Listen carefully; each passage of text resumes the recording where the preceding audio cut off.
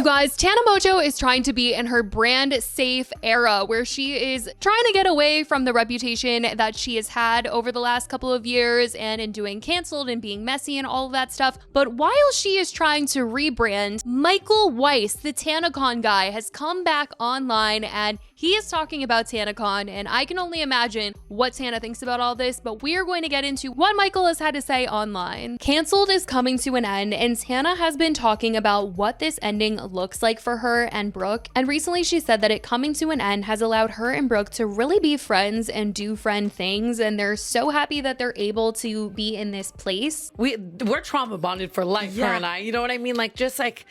And we've already started to get to kind of like be friends and like be normal and like just feel better and like not have to do the podcast. Yeah, she's moving near me and like I'm happy about it. Like if you told us like that we would feel this way, I think neither of us would have like believed you, you know? Yeah. Tana has been in her brand safe era as she hasn't wanted to talk about certain things on Canceled, and she's wanted to just stay out of any sort of drama. And she's even gotten a Tarte collab that launched not only on Tarte's website, but Ulta as well. When talking to Trisha recently, she did say that she focused so much on this Tarte launch to kind of block out the ending of Canceled. So now that the Tarte collab has launched, she's back to thinking about Canceled ending, and she said she kind of spiraled about it. I am the type of person that like when things are coming to an end, like I still have that little girl in me who is like scared to like go back to the way that life once was. Like I've always said my biggest drive of like my biggest motivation is fear.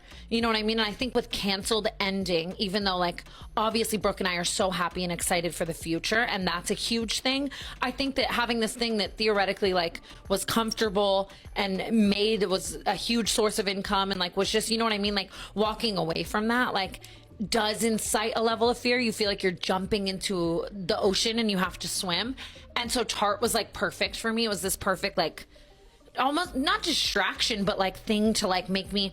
And I noticed that I build my whole schedule up so insane and fill it up so insane to not like be just like to distract myself from the fear, I guess, right? Some said that if she feels this way, then imagine Brooke, since Canceled was what she was really known for, whereas Tana has other avenues. At least before Canceled, she had a ton of other avenues. And of course, Brooke has made a name for herself on social media as well now, but if Tana was fearing the end of that income, people could not imagine Brooke. It seems Tana later sat down with Trisha to say that this was a good thing and that it was good to feel uncomfortable with this change. It feels really good. It feels weird. I don't think I've ever left anything on a high note like in my life, and it's felt really weird. I'm not gonna lie. It's against like who I am internally, but like I'm very happy, and like we have to remember the reasons why we want to move forward. And I saw this TikTok last night that was just like me going straight into it. Let me just like shut up.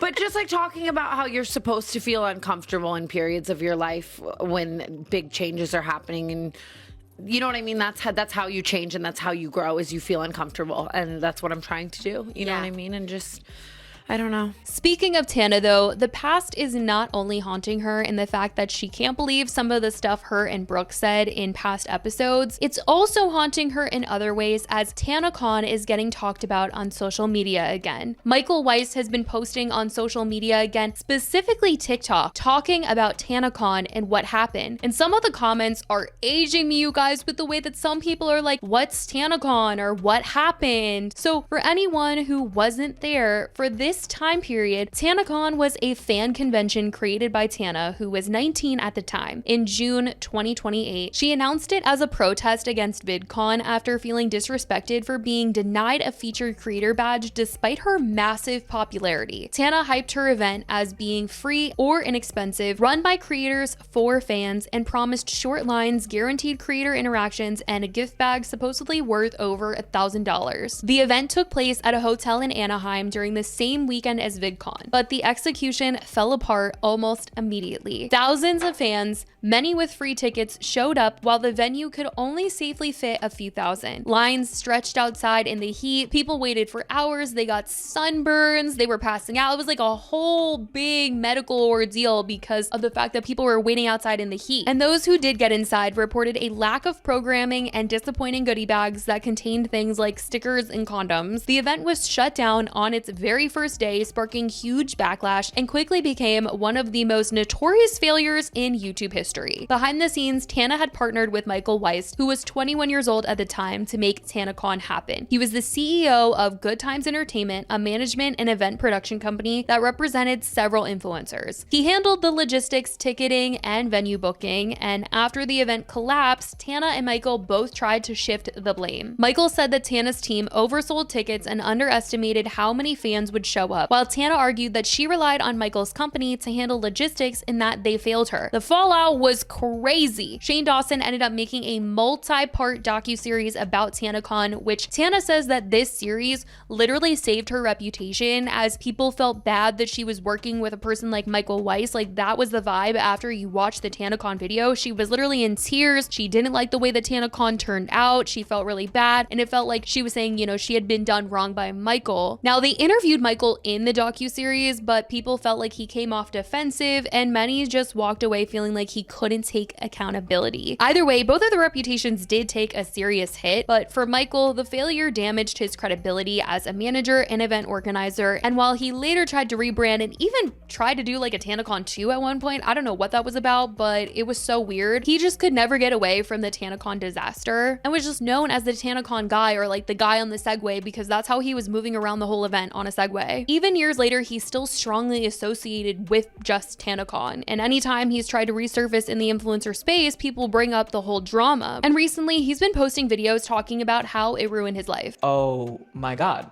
I'm gonna lose everything. This is craziness. I was really just trying my best, right, to like help Tana and to help all of our dreams come true. And the creators were having a great time, really. Everyone was having a fantastic experience at the event. On the back end, on the front end, chaos, right? But all the creators were like, this is the best thing ever. We ended up having a creator party still. At that point, I had like already canceled the event, and I was like, yeah, I've lost everything. As soon as the event was over, I fly immediately, because I've already realized that like I have to refund $750,000 of ticket sales and sponsorships, everything else. And I realized that I need to fly home and start putting things in order, because I'm like losing everything. So I fly home, and everyone's calling me, credit card companies are calling me, you need to make payments, you need to make payment. I have literally leveraged every ounce of cash and credit I had on that event, thinking that it's gonna go great, it's gonna be a massive success, Tana's gonna love me, everyone's gonna see how great of a job I did, everyone's gonna think I'm amazing, and they're gonna love me for my performance and how great I am at this, and blah, blah, blah. Everyone's just riding my coattails and letting me take all the risk and letting me lead, because if I took the failure, it was easier than them, right? Which Tana eventually just threw me under the bus for the same reason. It was easier to throw me under the bus than address her own accountability, that like, this was her event, I was doing this for her, etc. And she's monetized off of it immensely. Anyways, I start calling, I guess, around Nashville and my hometown, and I'm just like, I don't know what the fuck to do. Credit card companies are calling me, I can't make payments, I've spent all the money on this event, and I went all in on Tana's dream and my dream, and it didn't. Someone commented saying that he's clout chasing, and he immediately clapped back.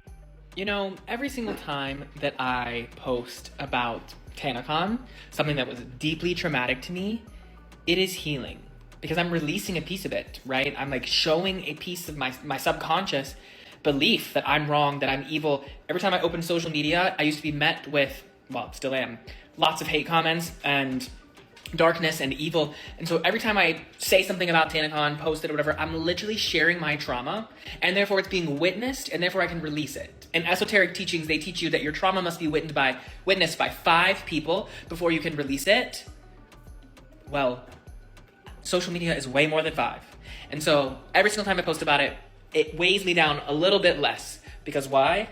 I get to share my narrative, my story, in my position, and release what I think people are going to think about it, or people are going to, or what I think people are going to think about me. And he hasn't stopped. He's made another video going into a deeper dive on how TanaCon actually ruined his life and gave him trauma, and he almost ended his own life over the fallout, but he also wanted to take the time to apologize. I'm the guy from TanaCon.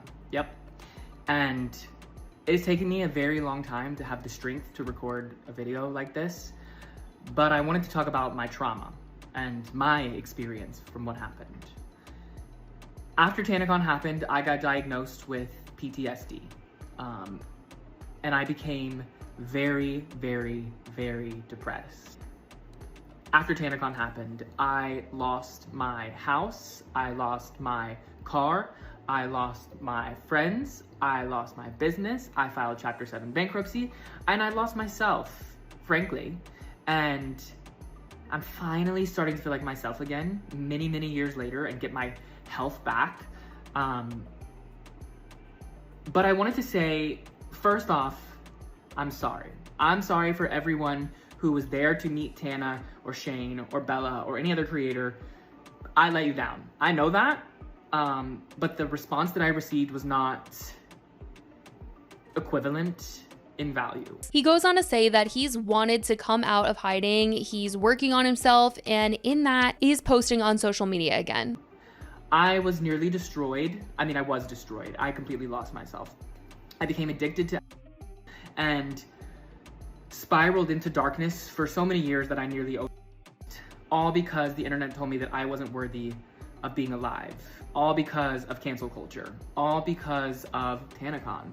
And I expected Tana at some point to try to make the situation right or give me some reprieve. She didn't, which ultimately made me a stronger human being. It forced me to pick myself up and not allow anyone to tell me how to live my life, because I became so sick of the person that I was. I looked in the mirror one day and I was like, I can't do this anymore. I'm gonna die after being on an Adderall binge for so many years, and decided to make changes in my life. I then lost 80 pounds and am slowly learning to heal and rediscover myself. And part of that journey is sharing my trauma on the internet and using the internet as a tool of healing, because I hid myself so long from the world. People in the comments were saying, your actions put people in real danger. You didn't just let people down. Apology not accepted. You have more work to do first. Progress is good, but you just need to get to the point where you can take ownership for your actions and roll in this. Another said, I'm gonna be real with you, bestie, because I want to see you succeed. You need to approach this topic with more focus on accountability. I'm sorry that the aftermath destroyed your life, and I know you're just a human being who made a mistake. Yes, Tana was receiving backlash and she shifted the blame onto you, but that happened because ultimately the onus was on you, and that's okay. You were only like 22. You took on something you couldn't handle. It failed. That shouldn't define you, and you deserve to redeem yourself. But in order for that redemption to happen, people need to hear specific language. Others noted Tana would have had a field day with this if she was actively doing canceled and talking about drama, but those days seem to be gone for now. That is what is going on in Tana's world. I certainly want to know what you guys think about all of this, from her being in this brand safe era to her saying that her and Brooke can actually be friends now, and also this whole TanaCon mess being brought back up again. Let me know your thoughts on all of this. I love you guys so much, and I will talk to you in the next video. Bye, guys.